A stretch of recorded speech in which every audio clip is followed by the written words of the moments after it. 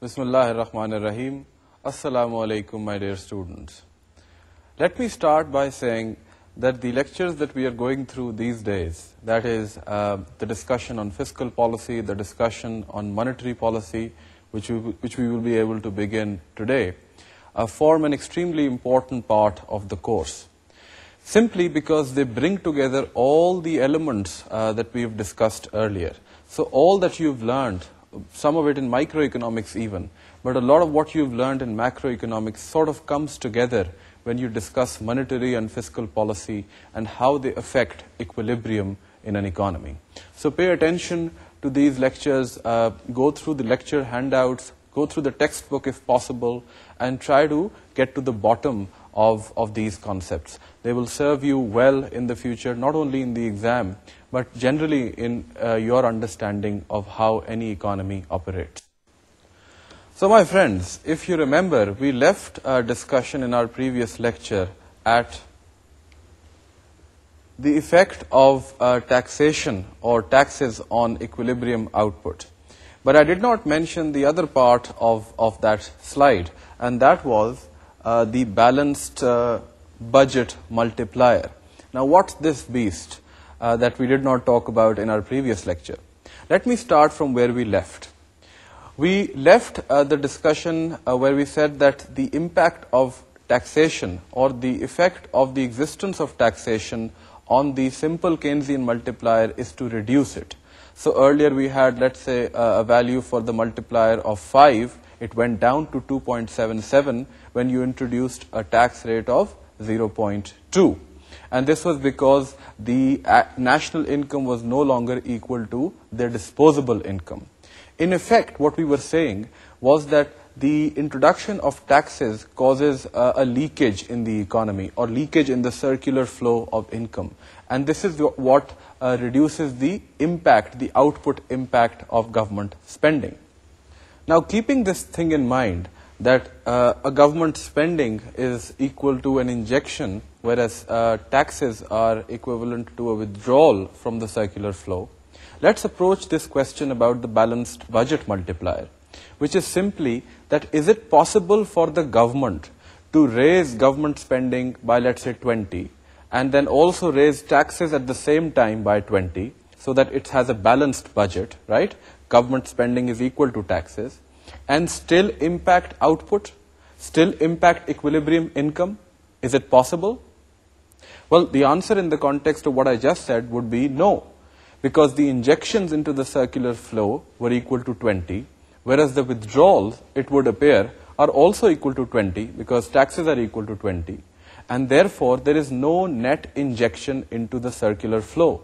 Therefore, there will be no impact on output. But we need to think about this a little bit deeper. We need to think about what really happens to the other withdrawals. Are total withdrawals equal to 20 or are they less than 20? So let's think about how the existence of tax, of the taxation, affects the other withdrawals that we talked about. Does the existence of taxation also affect savings? Yes, it does. Savings are simply equal to small s times disposable income, right? So when you increase taxes by 20, your disposable income falls. That is, y minus t falls as t goes up. And small s, which is the proportion that you save from your total disposable income, if that is constant, then your saving will fall because y minus t has fallen. That is, your disposable income has fallen. And therefore, one of the withdrawal categories has fallen. That is, saving has fallen, which was a leakage from the system. Similarly, think about what happens to imports, which were another leakage from the circular flow. Well, imports basically is what the consumers spend on goods from abroad, right? So it's the equivalent of consumption on foreign goods. But what happens when your disposable income falls? When your disposable income falls, your consumption generally falls, right? So if consumption generally falls, then the consumption on foreign goods will also fall. And therefore, imports will fall as well. So that is also a reduction in the leakages from the system. So while government spending has gone up by 20 and taxes have gone up by 20, the total withdrawals from the system have not gone up by 20 because imports have fallen and savings have fallen. And therefore, the total injections, which is 20, would be greater than the total withdrawals, which would be less than 20. And this gives rise to the balanced budget multiplier. That is, there is a value that one can obtain for how much the output impact will be of an increase in G when it is financed fully by an equivalent increase in taxes. However, the fact that the balanced budget multiplier is not very large, that is, it's quite small, means that any impact of government spending is likely to be small. And therefore, governments often choose to increase government expenditures above or in excess of the increase in taxes. But this has implications for budget deficits, because when your government expenditures are higher than your taxes, that means you are running a budget deficit. And as soon as you are in the realm of budget deficits, you need to think about how to finance those deficits, how to finance those extra expenditures that you are making. Well, there are three ways in which the government can finance those expenditures. But all three of them have implications for the country's national debt. The national debt is simply the debt that the government has on its books, which it has to pay back to different people. The people could be local citizens, the people could be local banks, it could also include the central bank, in Pakistan's case the state bank, and it could include foreign governments and foreign private asset holders. So national debt can be thought of in a way as the accumulation of budget deficits. If you continually spend more than what you receive in taxes, then your national debt will expand. So what are the three options that the government has in order to finance its deficit, budget deficit? Well, the first option, which is often very conveniently used in developing countries, but which is often very dangerous, is that the government simply borrows from the central bank. So it tells the central bank, Pakistan's case State Bank, to print more money, right? That's the way in which the government borrows from the central bank. And then it takes that money and then it spends it. But you know that what the implication of that is for inflation. This type of financing of the deficit is highly inflationary. That is, it will increase inflation in the economy because the stock of money has increased, but the stock of goods and services is still the same. And if you believe in the quantity theory, then any increase in the money stock should directly feed into prices. So the first option, that is borrowing from the central bank, is highly inflationary. The second option before the government is to borrow from abroad. It can borrow from multilateral donors like the IMF or the World Bank or the African Development Bank. It can borrow from bilateral creditors, that is individual countries, UK, Japan, US, etc. It can borrow from commercial creditors, that is from financial markets in general, from foreign financial markets. And the implication of foreign borrowing is that it causes an increase in your money supply. That is, new money now enters your economy. It comes in the form of foreign exchange, but once the government converts this foreign exchange into rupees, then it causes an expansion in the money supply, unless it is sterilized. But we will see what sterilization means once we come to monetary policy.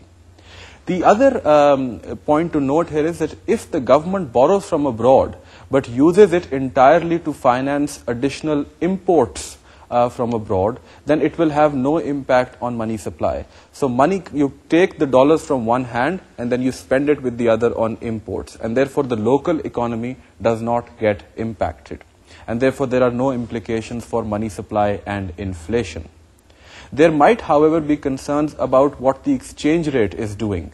So if you borrowed, let's say, $100 million from a source, and the exchange rate was 60 rupees to the dollar, then the equivalent rupee cost of that would simply be rupees 60 times 100 million, and that would give you 6 billion rupees. That would be the equivalent value of that $100 million loan.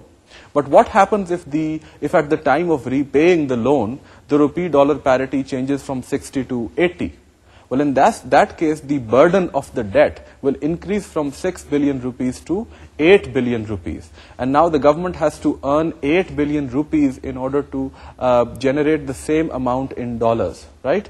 So huge implications for foreign debt. Burden can arise if you sort of continually borrow from abroad and if the exchange rate is on the slide. That is, if the exchange rate is depreciating. The third way in which the government can borrow to finance its deficit, and this is often considered the most standard and best way, is to borrow from the local citizens, the local banking system, etc. And the way it can borrow, the government, is by issuing bonds, treasury bonds, treasury bills, WAPDA bonds, saving bonds. They can have all sorts of names. What is a bond? A treasury bond, for example, let's say a 2-year treasury bond, is a certificate that the government issues. That certificate has a face value, let's say, of rupees 1,000. And when the government issues that certificate, that is, sells that certificate, the buyer pays the government the face value of 1,000 rupees. And the government then promises to pay the buyer, let's say, an interest rate of 10% for 2 years. That interest rate is also decided at the time of issuance of that certificate, that bond. The government then pays an interest rate of 10%, that is equal to rupees 100 in this case, at the end of the first year and at the end of the second year. And at the end of the second year, the government also returns the original amount of rupees 1,000 to the person and takes its bond back, takes its certificate back. So when the government issues the certificate, it increases the national debt. When it takes the bond certificate back, it reduces the national debt. These instruments, like these certificates, can also be of a short term or a short tenor. And they can be called treasury bills in that case. When they are less than a year, let's say 6 months to a year, then they would be called treasury bills. Treasury bills and treasury bonds are often sold to the banking system. When the government deals with individual citizens, then it often goes for these savings schemes, khas deposits, and these WAPDA bonds, which are specially structured to cater to the needs of individual or retail investors.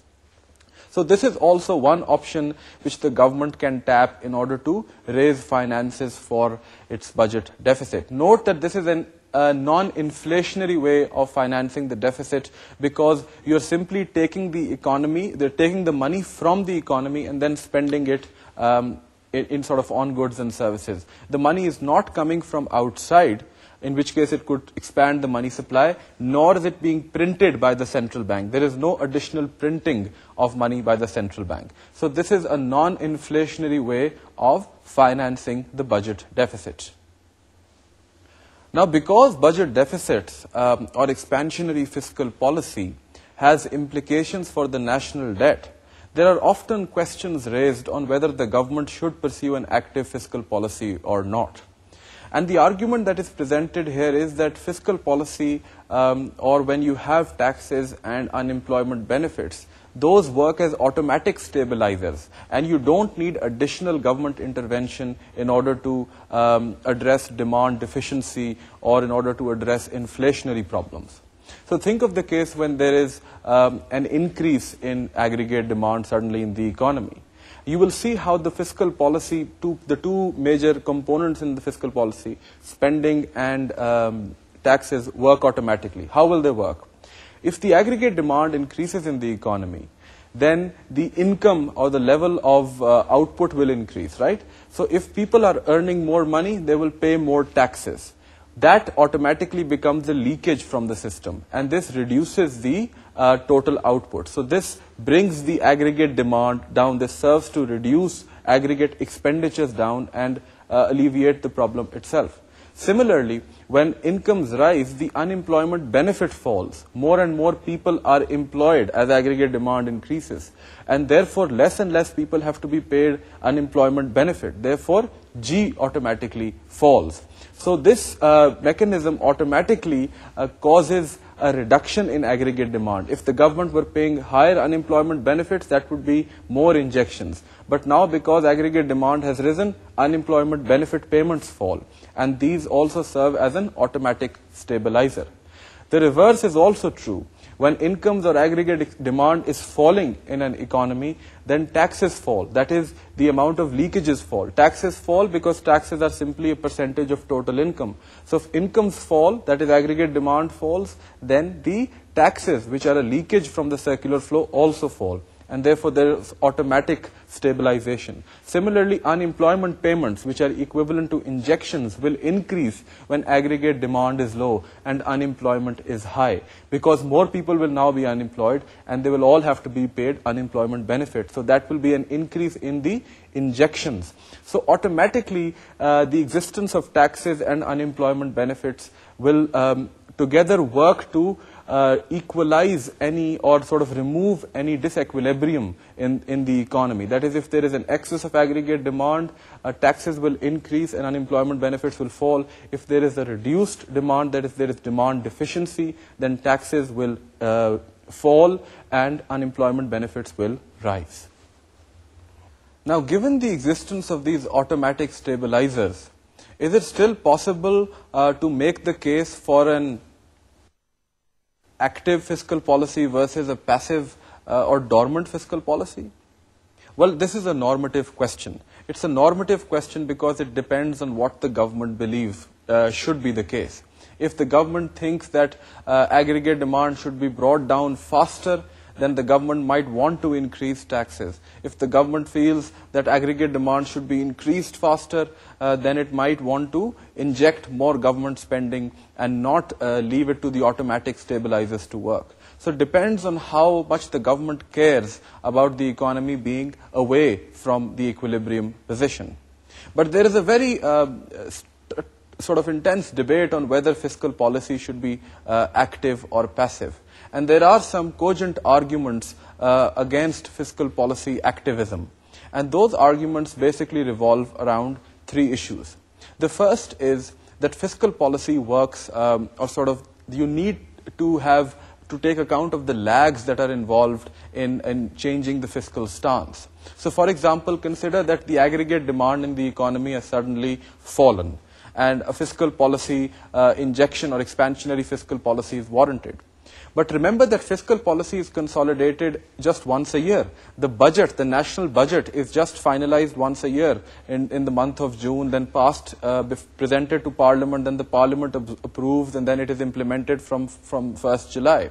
So if, for example, you were in September and aggregate demand suddenly fell and you needed to increase aggregate demand, you suddenly can't increase government expenditures by rushing back to Parliament and negotiating a new budget. It's not possible. It might only be possible to do that at the start of the next fiscal year. But by that time, the demand conditions might have changed. So you might negotiate a new budget in which the budget deficit is higher, that is, government spending is more, because you have the conditions prevailing in last September in mind. But by the time that the budget actually goes into force, the demand conditions might have already become fine. That is, the extra spending would not have been required. And so the economy might go into an overkill, the overdrive. That is, inflation might actually increase a little bit more than what the government wanted. So the existence of lags complicates fiscal policy a lot. Now, there are two other reasons why fiscal policy activism could actually lead to negative consequences. One is the effect of an expansionary fiscal policy, that is, higher government spending or higher deficits, on investment demand. And this works through the interest rate. Note that when the government spends more, it needs to borrow. So if it borrows from the banking system, then it actually increases the demand for loanable funds in the loanable funds market. And this causes the demand curve in the loanable funds market to shift to the right. So when you think of what happens to the equilibrium point, the equilibrium would happen at a higher interest rate. The increase in the interest rate, as you know, will affect investment demands, as firms will now face a higher cost of funds and therefore they will reduce their investment. So an increase in government spending causes a reduction in investment demand. And if you think of it in terms of Y is equal to C plus I plus G, then an increase in G causes a reduction in I, leaving aggregate demand constant. This effect is called crowding out. in that the government expenditure crowds out or reduces or forces out private investment expenditure, and often the private investment expenditure is very important for the long-term growth prospects of the economy. So higher government spending might actually be detrimental to the long-term growth prospects of the economy because of their effect, the crowding out effect on investment. Now, a related issue is that of the effect of a higher government spending or higher deficits on net exports, that is X minus M. Now think of what happens when the interest rate goes up. We saw that when the government borrows more from the banking system, it pushes the interest rate up because the demand for loanable funds increases. When the interest rate goes up, think of what happens in terms of the interest parity equation that we discussed. Interest parity equation simply said that ID is equal to IF plus expected change in the exchange rate. So if suddenly ID goes up, that means the interest rate is higher than the required interest rate by foreign investors, then money will start coming into the economy through the capital account. Remember, the capital account was determined, the inflow was determined by the interest parity. So money will start coming in through the capital account. What does this do to the supply of foreign exchange in the foreign exchange market? It will cause the supply curve to shift to the right. When the supply curve shifts to the right, there will be pressure on the exchange rate to appreciate from something like rupees 58 to the dollar to rupees 50 to the dollar. What does an appreciation of the exchange rate do to your exports? An appreciation of the exchange rate will mean that your competitiveness has gone down. Because if you remember, the formula for competitiveness was simply the relative price ratio multiplied by the nominal exchange rate. So if the nominal exchange rate goes down from 58 to 50, your competitiveness or real exchange rate also goes down. And this means that your exports will suffer, and that is your current account will deteriorate. So an increase in government spending has two effects. Investment falls and net exports fall. And this is the argument that most people give. They say that when you have Y is equal to C plus I plus G plus NX, then an increase in G causes a reduction in I, causes a reduction in NX, and defeats the purpose of the initial expansion in government spending. So clearly, my friends, there is a big debate on whether fiscal policy activism is a good thing or a bad thing.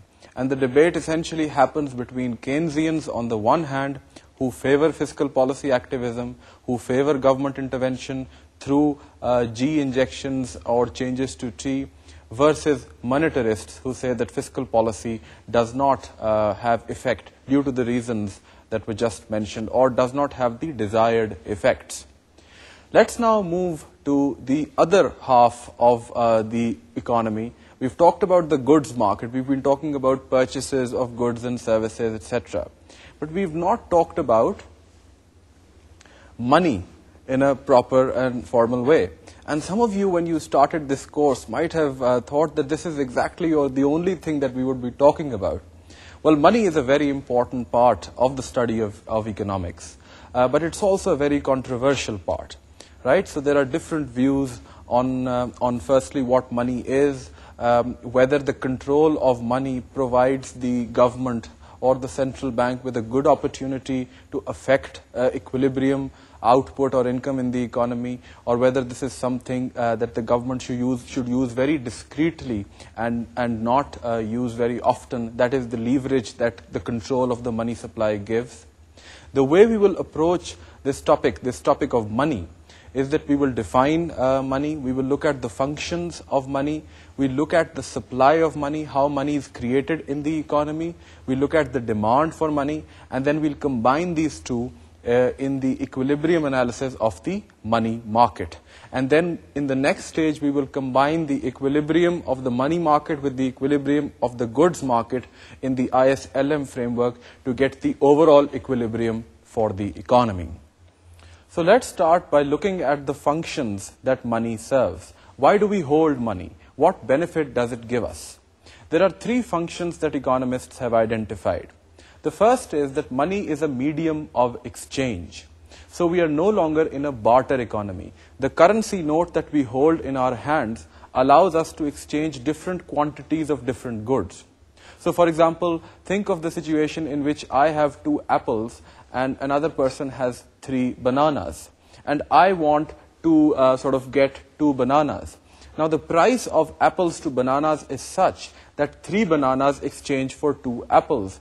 That is, 1 apple would exchange for 1.5 banana. So if I wanted to trade 1 apple for bananas, then I would need to cut 1 banana into half. So that means it's not possible always to get a clear exchange system where you have goods which are non-divisible. In this case, bananas, you might be able to slice them up. But think of what would happen when you would have some things like horses, भेड़ बकरियां जब आपके पास हो तो फिर आप क्या करेंगे? So when you have things like that, money plays a vital role as being a medium of exchange. So you can simply value the bananas that you have in terms of that currency that you have, and the person who has apples can value his apples in terms of the currency that he has. And then you can exchange the currencies that you have and then exchange the underlying goods. What are the other functions that money serves? There are 2 other functions. Money is a store of value. That is, you can store the value of your savings in the form of a currency. That is, you can deposit the currency in a bank and that you can be assured that you can take the money out tomorrow or day after, and that money will still have some value. So money allows you to put a value on the savings that you have developed, right? So money is a store of value. It allows you to defer consumption of goods and services to tomorrow, where you can withdraw your savings tomorrow and then use them to consume. Obviously, this value falls or increases depending on what's happening to the purchasing power of the currency. So for example, if prices are rising and the currency, the rupee currency, let's say, is losing value, then your value will go down gradually. But if prices are stable, then money serves as a perfect store of value. The third function that money serves is that it is a unit of account. It's an accounting unit which allows you to put your costs and revenues down in the same unit. So you can measure your costs in rupees, your revenues in rupees, and then you can get a measure of profits in rupees. So it's a unit of account. Those are the 3 major functions that money serves in the economy. Now, at the outset, let's develop an idea of what the importance of money is in the macroeconomy. And here we need to distinguish the opinions of Keynesians on the one hand and monetarists on the other hand. Monetarists, who derive their sort of inspiration from Milton Friedman, who gave us the quantity theory of money, say that money is extremely important in determining aggregate demand. However, they say that in the long run, any increases in aggregate demand will be reflected in higher prices because the economy is already at the full employment level. Remember that monetarists assume that the economy is always at its natural rate of unemployment. Therefore, any increase in aggregate demand will show up in prices. So monetarists say that money is extremely important in boosting aggregate demand, and we look at the channels through which this happens. But that increase in aggregate demand will show up in higher prices, not higher output. By contrast, Keynesians, or the economists who derive their inspiration from John Maynard Keynes, believe that once money affects aggregate demand, that effect translates fully into output and does not have a lot of impact on prices, right? Because Keynesian economists assume that the aggregate supply curve is horizontal, that is, there is slack in the economy. However, the concern that Keynesians raise is that the money demand function is very unstable. We'll look at what the money demand function is later on.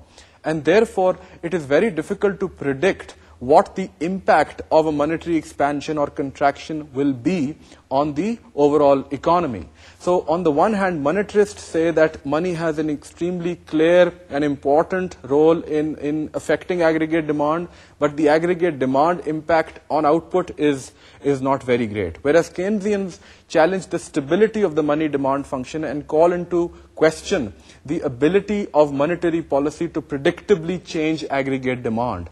But once aggregate demand is changed, it would translate fully into an output change.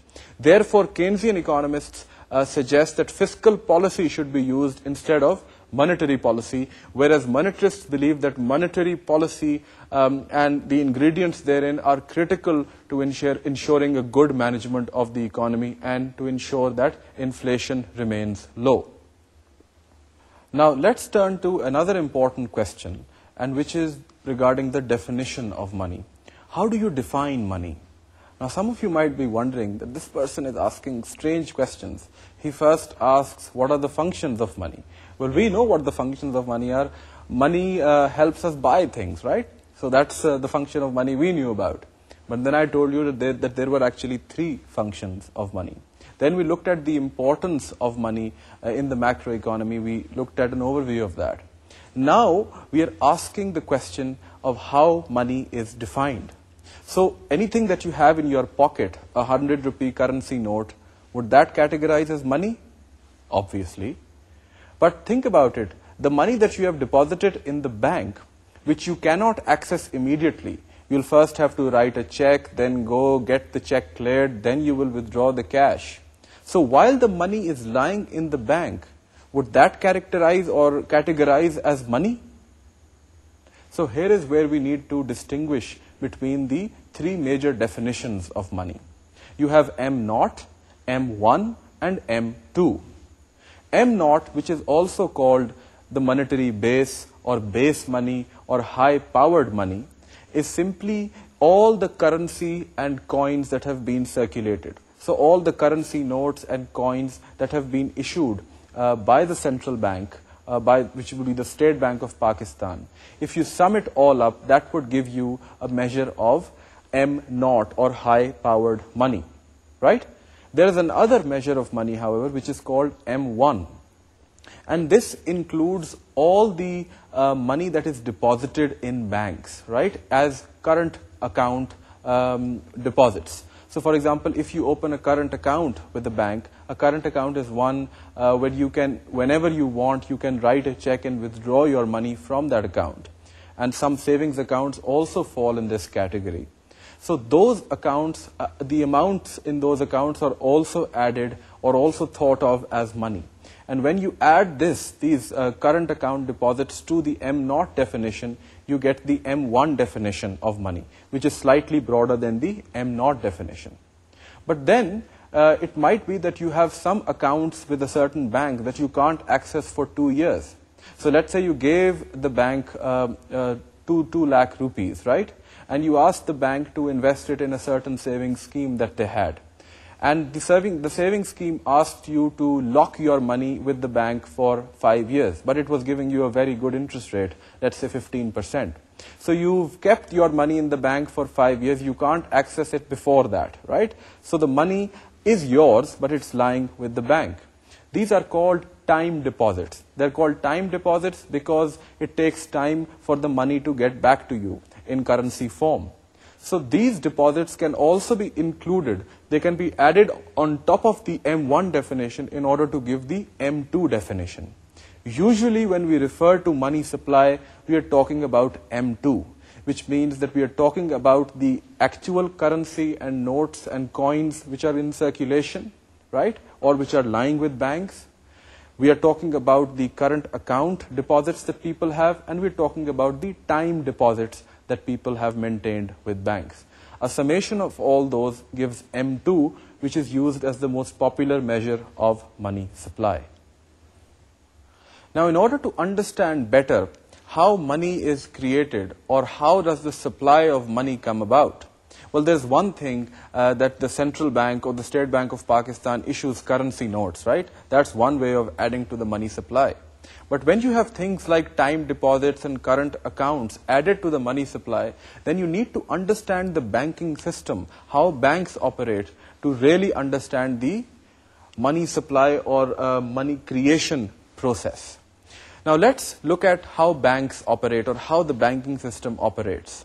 Banks are financial institutions who are licensed or which are licensed by the central bank or the government to take deposits and then lend those deposits to firms and businesses, right? So banks, I give different types of products, current account deposits or time deposits. etc. And then they lend the money that they get in terms of deposits onwards, they advance it in the form of loans to firms which need money or capital. Now, the important thing to note here is that banks have a trade-off between profitability and liquidity. At any time, they want to have sufficient currency in their sort of bank so that when people come and want their money out from their deposits, the bank has the money to pay them, right? But it also wants to make sure that it gives enough of that money onwards as loans in order to earn some profit. Remember that banks earn profits on the loans that they make. How do they make loans? They give the depositors money to firms, and the firms then pay an interest rate to banks which is higher than the interest rate that the banks pay to the depositors, and this allows the banks to make money. So if the interest rate charged to firms on the loans is 15% and the interest rate given to depositors is 10%, 5% is the margin that or it's called the intermediation margin that the bank earns for providing the financial service. So there is a trade-off between liquidity. Liquidity basically means having cash to hand, having enough currency in your hands. There is a trade-off between that and profitability. If the bank tries to keep all the deposits in the bank in order for expecting all the customers to come and withdraw the amount, then the bank will not be able to pass that money on to firms and businesses, and hence the bank will not be able to earn any profits. On the other hand, if the bank took all the deposits and gave it to firms, then it will not be able to meet the customers' demands when customers bring in their checks for cash for encashment, right? So they need to strike a balance somewhere in the middle. This leads us to the concept of the reserve ratio. The reserve ratio is simply that part of deposits, that the total deposits that a bank gets, that the bank keeps in its vaults in order to ensure that people who come and present their checks to the bank can be duly paid.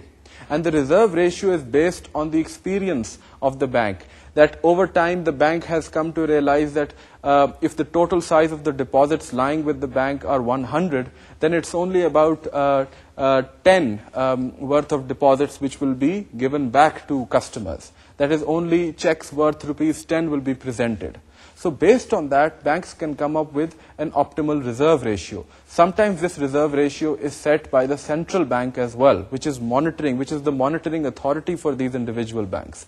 And the central bank can tell these banks that in order to ensure that you remain liquid, that you have enough cash with you so that you can pay the coming customers, you need to maintain a cash reserve with you at all times of 10% of the total deposits.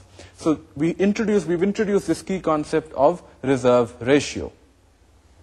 Now this reserve ratio is a key player in determining how the money creation process happens in the banking system or in the economy. Let's look at how this process works. Let's start with the situation in which the government spends some money on the purchase of pencils, right? But the government doesn't have any money with itself, so it asks the central bank or the State Bank of Pakistan to give it rupees 10, which it wants to spend on the purchase of pencils. So the State Bank issues a new fresh 10 rupee note, gives it to the government, and the government then pays it to the person from which the government wants to buy the pencils. Now, let me ask you, what do you think is the increase in the money supply? Well, you'll answer that the increase in the money supply is rupees 10, because that's the fresh note that the State Bank of Pakistan has printed. That's the additional note that has been printed, and therefore that's the addition to the money supply. Note, however, that that is only the addition to M0, or high-powered money. We need to understand how this increase translates into an increase in M2, which is the concept of money supply that we want to work with. So what does the person who receives the rupees 10 in exchange for the pencils that he's provided to the government do with those rupees 10? Well, he'll simply take that rupees 10 note and take it to the bank, to his bank, whichever bank it is. And he deposits it, let's say it's Bank A. He deposits that money in his current account in Bank A. Now, what does the bank do with this money? Well, the bank will say that, fine, I have an inflow of rupees 10 as deposits.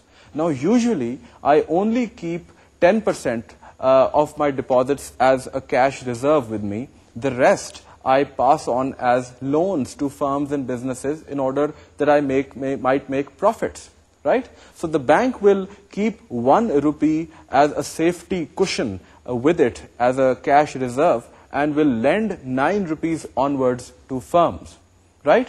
Let's take a look at how the balance sheet of this Bank A will change with this new deposit. Let's go to our series of slides for today. Well, before the bank received the rupees 10 deposit from this pencil seller, the deposits of the bank were, let's assume, rupees 100. Now, that was on the liabilities side of the bank. What was on the asset side? On the asset side, the bank makes loans of rupees 90 and maintains a liquid or cash reserve of rupees 10. And note that this 10 is exactly 10% of the deposits of 100, and this is equal to the reserve ratio, that is 10%. Now, the total deposits are 100 and total assets are also 100, which is always the case. Assets are equal to liabilities. Now, note what happens when the new 10 rupee deposit comes to the bank. This raises the total deposits to 110, and it raises the total assets also to 110. But note that it is not loans which increase. In the first place, it is the liquid reserves lying with the bank which increase from 10 to 20, right? The cash which is lying in the bank's vault. So what does the bank think at this stage? The bank will think that it has liquid reserves of rupees 20, but it has deposits of 110. What is the ratio that this gives in terms of the reserve ratio? Well, if you divide 20 by 110, you will get 18.2%. And this is higher than the required reserve ratio that the bank wants to maintain. You remember, the bank wants to maintain a 10% reserve ratio. So anything higher than 10%, it can lend to some firms and businesses. Therefore, the bank can reset up its balance sheet as follows. Its total deposits will now still be 110, but its assets have been reprofiled so that loans are now 90 plus rupees 9, and this is 90% of the deposit that has come in. And liquid reserves are now 11. That is, he has converted or she has converted 9 rupees from his liquid reserves into loans. Total assets and total liabilities are still 110 and 110. So you saw, my friends, how an initial deposit of rupees 10 translated into a further loan of rupees 9. That is, the bank made a loan of rupees 9. That is, the money is changing hands. The money that came in as a deposit, part of that money has now been moved forward as a loan. Now, what do you think will happen to this rupees 9 which has been given as a loan? The firm or businessman who receives this rupees 9 will take the rupees 9 from Bank A and go and deposit it in his own bank, let's say Bank B, right? And this rupees 9 will then become a deposit of Bank B. And Bank B will have the same decision to make. How much of this deposit to keep as a cash or liquidity reserve, and how much of this deposit to pass on as an advance or loan to some other businessman. Let's see how the decision is made by Bank B. Now, Bank B's starting position is assumed to be the same as Bank A. That is, deposits are 100, loans are 90, liquid reserves are 10. Now the bank receives a new deposit of rupees 9. This, remember, is the money that has been brought by the businessman who received the loan of rupees 9 from Bank A. So the total deposits of Bank B are now 109. However, its liquid reserves initially rise from 10 to 19 because all of the new deposit becomes a part of the liquid reserve. But note again that if you divide the liquid reserve by the total deposits, that is 19 by 109, you get 17.4%. And this is higher than the required reserve that the bank wants to keep, which is 10%. Therefore, the bank can use part of this reserve to make loans. So what will the new balance sheet of the bank look like? It will look like something like this. Its deposits will still be 109, that is after the new deposit has come in, but its loans will now be 98.1 and its liquid reserves will be 10.9.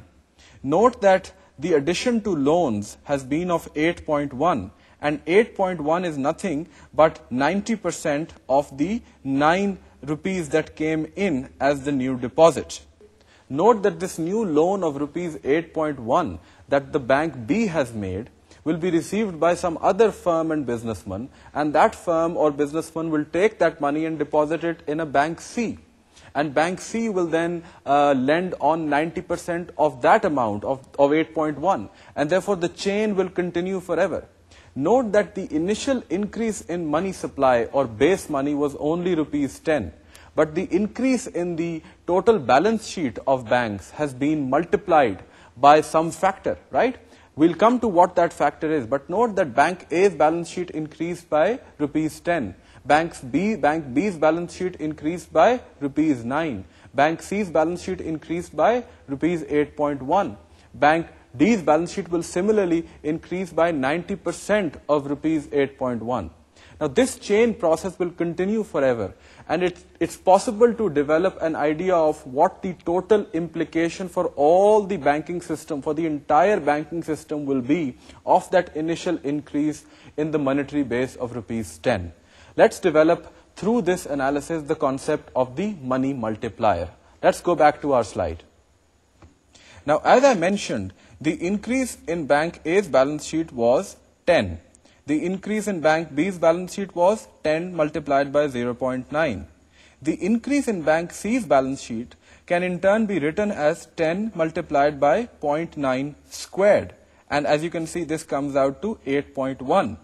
Similarly, Bank D's increase in balance sheet can be written as 10 multiplied by 0.9 raised to the power 3, and so on. This process will go till infinity. Now, if you see something like this, you should immediately recognize that this is a converging series. So you can take the 10 out and you will be left with 1 plus 0.9 raised to the power 1 plus 0.9 raised to the power 2 plus 0.9 raised to the power 3 plus so on in the brackets. Now you can compute the sum to infinity of this term by using the simple formula a over 1 minus r, where a is the first term of the series and r is the ratio which repeats itself, which in this case is 0.9. Now if you do that, you will get 1 over 1 minus 0.9. So the sum to infinity of the series is 10. Note, however, that the denominator in the sum to infinity formula, 1 minus 0.9, is equal to 0.1, which is nothing but the reserve ratio itself. Now let's look back at what the importance of the bracketed term is, whose sum to infinity we have established at 10. The meaning of the bracketed term is equivalent to the money multiplier. That is, the total monetary impact of the initial expansion of 10 is given by 10 multiplied by the bracketed term, which in this case is equal to 10, and therefore you get 100 as the total monetary impact of the initial increase in M0. So M2 has increased by 100 in response to an increase in M0 of 10. So the simple formula to remember, my friends, is that the money multiplier is equal to 1 over the reserve ratio, where the reserve ratio is simply the proportion of deposits that banks decide to keep as the cushion, the currency cushion that they want to keep in order to meet the demands of the checks that they receive from customers. So if, for example, the initial increase in the monetary base had not been rupees 10 but rupees 13, then the impact of that rupees 13 on the total money supply, that is M2, would be what? 13 multiplied by 10, that is equal to 130. And if the reserve ratio had not been 0.1 but 0.05, what would be the impact of this rupees 13 initial increase in M0? What would be the impact on M2 or the money supply? It would be 13 divided by 0.05, which is equal to 260. So that's the relationship between M0 and M2, and this relationship is held together by the money multiplier. Now, having completed our discussion on that very important part of the money creation process, let's look at the importance of the central bank in this whole process. Now, the central bank has many names in different countries. It's called the State Bank of Pakistan in Pakistan. It's called the Reserve Bank of India in India. It's called the Federal Reserve in the United States, briefly called the Fed. It's called the Bank of England in the United Kingdom. So it comes with various names. Now, in order to understand whether the functions of these central banks are similar or different as well, we need to first understand what the balance sheet of a central bank looks like. We've seen what the balance sheet of a commercial bank or an ordinary bank on the street looks like. Let's develop an understanding of what the State Bank of Pakistan's balance sheet, let's say, might look like. Let's go back to our slide. Now, as you can see, my friends, the State Bank of Pakistan, or the central bank of an economy, will also have assets and liabilities, and the two should be equal. Now, what do you have on the asset side of the bank's balance sheet? On the asset side, you have foreign exchange reserves. So the amount of dollars or sterling or Japanese yen that the central bank has purchased from the foreign exchange market or has received in terms of debt inflows or capital inflows, and that it has kept in its coffers. That's the foreign exchange reserves that the central bank has, and those are assets of the central bank. What other assets does the bank have? Well, there are loans that the bank has made to government, right? So, as you know, for any bank, the loans that the bank makes are an asset. So here also the credit or the loans that the bank extends to government is a form of an asset for the central bank. Similarly, the central bank might have extended loans to the private sector, including commercial banks, and therefore those would also be assets of the central bank. Note that the credit that the central bank might give to the government would be in the form of treasury bonds. I mentioned earlier that the central government issues treasury bonds to commercial banks and individual citizens. Well, those bonds can also be purchased by the central bank. So the central bank can give money to the government in exchange for treasury bonds, which the central bank can keep with itself. Now, on the liability side, you have notes and coins in circulation. That's a liability for the central bank. You have government and commercial banks as deposits which are lying with the central bank. So those are also a liability for the state bank, because these deposits have to be paid back. And finally, you have liquidity paper. That is the central bank's own borrowing bonds and bills that it issues into the market. That is, the central bank issues certificates to commercial banks, and those certificates are promises by the central bank to pay the amount back after a certain period of time. So you have liquidity paper, and this is similar in nature to the treasury bonds or the treasury bills that the central government offers.